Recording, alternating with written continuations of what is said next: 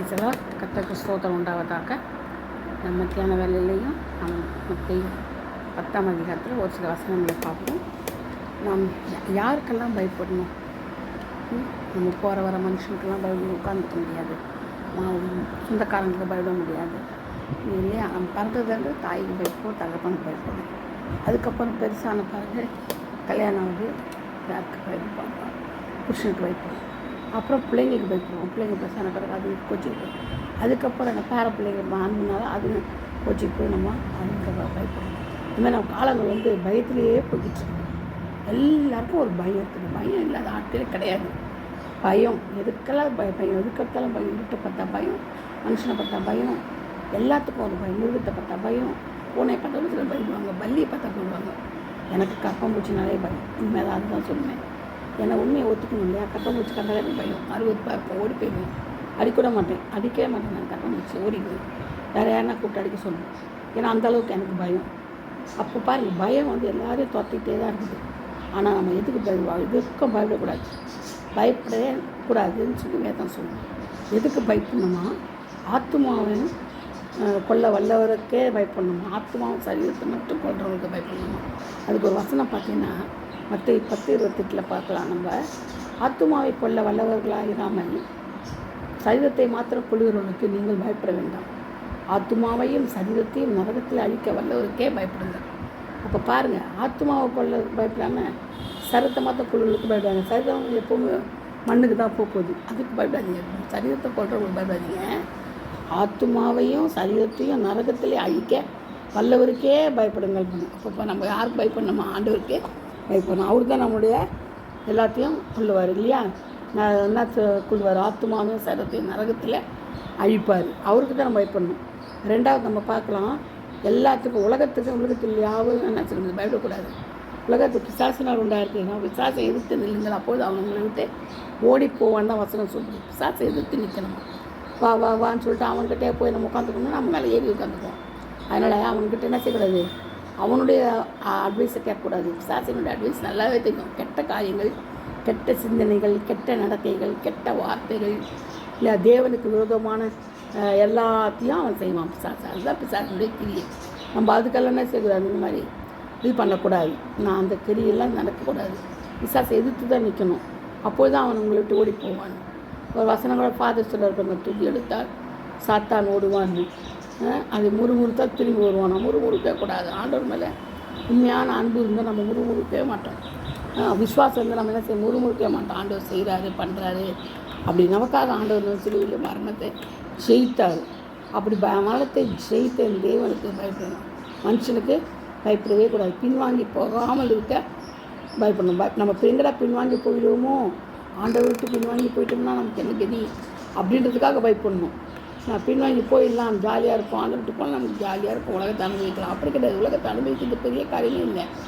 5 நிமிஷம் கூட ஆகாது, 2 நிமிஷம் கூட ஆகாது, அனுபவிக்கலாம். ஆனால் பரலோகத்துக்கு போக முடியாது. தேவனுடைய ராஜ்யத்தை சுதந்திரிக்க முடியாது. நரகத்துக்கு தான் போகணும், நரகத்துக்கு தான் போகணும். அதனால தானே சொல்ல பின்வாங்கி போகாமல் இருக்க பயப்பட வேண்டுமா? அதில் சொல்லப்பட்டிருக்குது. சங்கீதம் 34:4, நீதிமொழி 29, 25 இதெல்லாம் சொல்லப்பட்டிருக்குது. ஆண்டவர் என்ன சொல்கிறேன்னா, பின்வாங்கி போகாமல் இருக்கிறது தான் பயப்படணும்னு சொல்கிறாரு.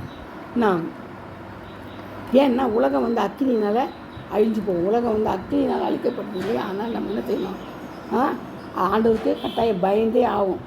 நீ இந்த காரியம் உனக்கு நடந்து தீரும்ன்றார். என்ன தீரும்? நீ பயந்த காரியம் உனக்கு நேரிடுன்றாரு. அதனால் நம்ம என்ன சொல்கிறது? பயப்படவே கூடாது. அது மட்டும் சொன்னால் கூட பரவாயில்லையே. மனுஷனுடைய பயம் கண்ணியை வருகி கொண்டாரு. மனுஷனுக்கு பயப்படும் பயம் கண்ணியை வருவிக்கணும். பார்த்தீங்களா எவ்வளோ மோசமாக இருக்கணும்? அப்போ நம்ம பயந்த காரியம் எனக்கு நேர்ந்தது அப்படின்னு வசனம் சொன்னோம். அப்போ ஒவ்வொரு காரியங்களையும் ஆண்டவர் நமக்கு திட்டவட்டமாக பேசுகிறாரு. பயந்த காரியம் எனக்கு நேரிட்டது. நம்ம பயப்படக்கூடாது. அந்த பயந்தோம்னா அந்த காரியம் நமக்கு நடந்துடும். ஐயோ நம்மளை கொல்ல போகிறாங்கன்னா கொண்டு போட்டுரும், நம்மளை நடந்துடும். ஐயோ நமக்கு வீட்டுக்கு தீங்கு வரப்போகுது அப்படி சொன்னால் தீங்கு வந்துடும். அது மாதிரி எந்த காரியமும் பயப்படாமல் நம்ம என்ன செய்யணும்? கர்த்தரை மாத்திரம் பின்பற்றி ஓடினோம்னா நமக்கு எந்த காரியமும் நமக்கு வாய்க்காது. நல்லதாக இருக்கும், எல்லாமே நல்லதாக ஆண்டவர் வாய்க்க பண்ணுவார். தீய காரியம் நமக்கு வாய்க்காது, நடக்காது. நம்ம பயந்த காரியம் நமக்கு நேரிடாது. ஏன் நம்ம நேரிடாதுன்னா நம்ம பயப்படல. தேவனுக்குள்ளே நம்ம என்ன செய்யணும்? பழி கூறணும். நான் கர்த்தரை தேடினேன், அப்போது எல்லா பயத்துக்கும் நீங்களாக விட்டார். யாரை தேடணுமா? கர்த்தரை தேடினா தான் எல்லா பயத்துக்கும் நீங்களாக்கி விடுவாருன்னு சொல்லப்பட்டிருக்கு. அப்போ எல்லா பயத்துக்கும் நீங்களாக்கி விடணும்னா யாரை தேடணும்? கர்த்தரை மாத்திரம் தேடணும். கர்த்தரை தேடினா மாத்திரம் போதும், நம்மளுக்கு வேறு எதுவும் வேணாம். அது மட்டும் இல்லை, நம்ம அவர் தேடும் போது அவர் நம்ம பட்டத்தில் இருக்கிறார். கர்த்தரை தேடினா எங்கே இருப்பார்? நம்ம வீட்டுக்கு அனுப்பார். நீ போச்சுட்டு போய் இல்லை, நம்ம பட்சத்தில் இருக்கிறார். கர்த்தரை தேடுகிறவனுக்கு ஒரு நன்மையும் குறைபடாது. என்னது? ஒரு நன்மையும் குறைபடாது. கர்த்தரை தேடுவதற்கு ஒரு நன்மையும் குறைபடாது. கர்த்தர் எல்லா தீங்குக்கும் விலைக்கு நம்மை பார்க்கிறவர். கர்த்தர் எல்லா தீங்குக்கும் விலை, ஒரு தீங்கு நம்மை அணுகாது. கர்த்தர் எல்லா தீங்குக்கும் விலைக்கு நம்மை காக்கிறவர், நம்ம புடமிடுகிறார், நம்மை பாதுகாக்கிறவர், பரிசுத்தப்படுத்துகிறார். எல்லாம் யார்? கர்த்தர் செய்யுது. நம்ம கர்த்தர் என் பட்சத்தில் இருக்கிறார். நான் யாருக்கும் பயப்படுவேன் நமக்கு தேவை கிடையாது. தோல்வின்னு நம்மளுக்கு வரக்கூடாது. தோல்வின்னு வந்துச்சுன்னா அது யார் அவமானப்படுத்துறது? தேவன் அவமானப்படுத்துகிற மாதிரி. விசுவாசத்தில் ஊன்றி கட்டப்படணும். அப்போ நம்மளுக்கு தோல்வி வருமா? வரவே வராது. தேவனை நம்பி இருக்கிற மனுஷன் எனக்கு என்ன செய்வான் என்று சொல்லிக்கிட்டே இருக்கணும். நம்ம என்ன சொல்லிட்டு இருக்கணும்? நான் தேவனை நம்பி இருக்கிறேன், மனுஷன் எனக்கு என்ன செய்வான்? ஒன்றும் பண்ண முடியாது.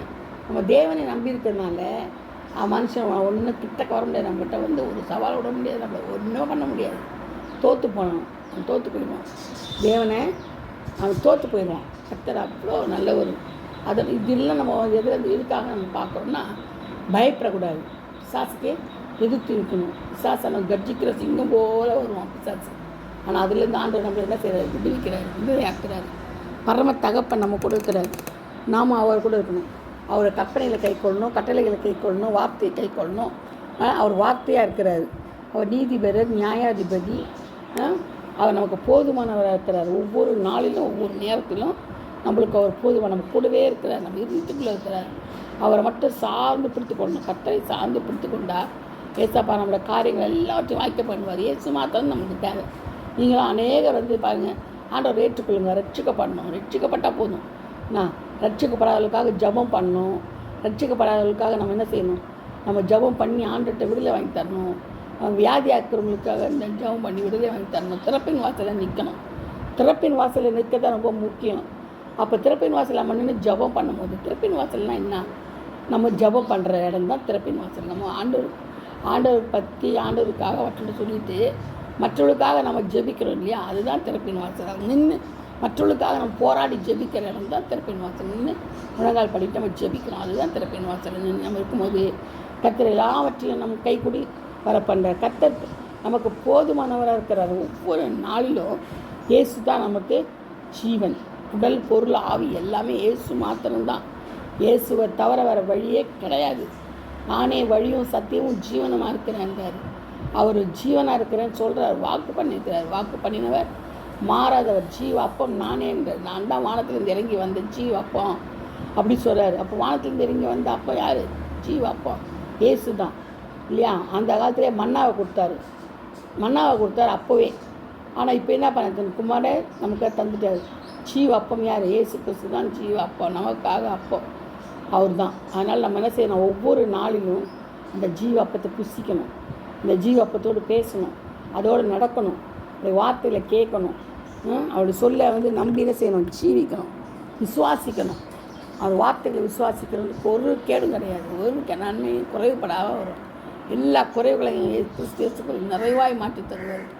இயேசு தான் நமக்கு எல்லாமே கடலின் ஆழத்தில் பாவங்களை போடுறாரு. மேற்கும் கிழக்கும் உள்ள எவ்வளவு தூரமோ அவ்வளோ தூரம் பாவங்கள் மறைக்கப்பட்டது, மன்னிக்கப்படுது. பாருங்க, இவ்வளோ பெரிய தேவை நமக்கு. பாவி, பயங்கரமான பாவி, எப்பேற்பட்ட பாவியாக இருந்தாலும் ஏசப்பான்னு அவர்கிட்ட வரும்போது அவர் என்ன செய்கிறாரு? பாவத்தை மன்னித்து விடுதலையாக்கி அவனை தன்னுடைய பிள்ளையா, சொந்த பிள்ளையாக ஏற்றுக்கொள்கிறார். அதுதான் தகப்பனுடைய அன்பு, தாயின் அன்பு, பிதாவின் அன்பு, தேவ அன்பு. அதுதான் தேவனுடைய அன்பு. நம்ம எப்போதும் தேவ அன்பினால் நிறைந்திருக்கணும். தேவ அன்பு இல்லைன்னா நமக்கு ஒரு பிரயோஜனம் இல்லை. மற்றவர்கள் நேசிக்கணும், மற்றவர்களுக்கு கொடுக்கணும், மற்றவர்கள் நேசிக்கணும். அந்த நேசம்தான் தேவ அன்பு. இந்த தேவனை போல நேசிக்கணும், இல்லாதவர்களுக்கு செய்யணும். அதுதான் நேச அன்பு. சாட்சியின் ஜீவன் நமக்கு ரொம்ப ரொம்ப முக்கியம். ஒருத்தருக்கு சாட்சி இருக்காது. சாட்சி இல்லைன்னா வேஸ்ட்டு. அதனால் சாட்சி உள்ள ஜீவன் நம்மளுக்கு தேவை. பரலோகத்தின் வாசம் நம்மளுக்கு தேவை. பரலோகத்துக்கு போகணுன்னா நம்ம இதெல்லாம் கடைப்பிடிச்சி தான் ஆகணும். என்னுடைய வார்த்தையை கடைப்பிடிச்சி தான் ஆகணும், வேறு வழியே கிடையாது. கர்த்தர் நல்லவர், கிருபை என்றும் உள்ளது. Amen. Hallelujah. Praise the Lord. God bless you all.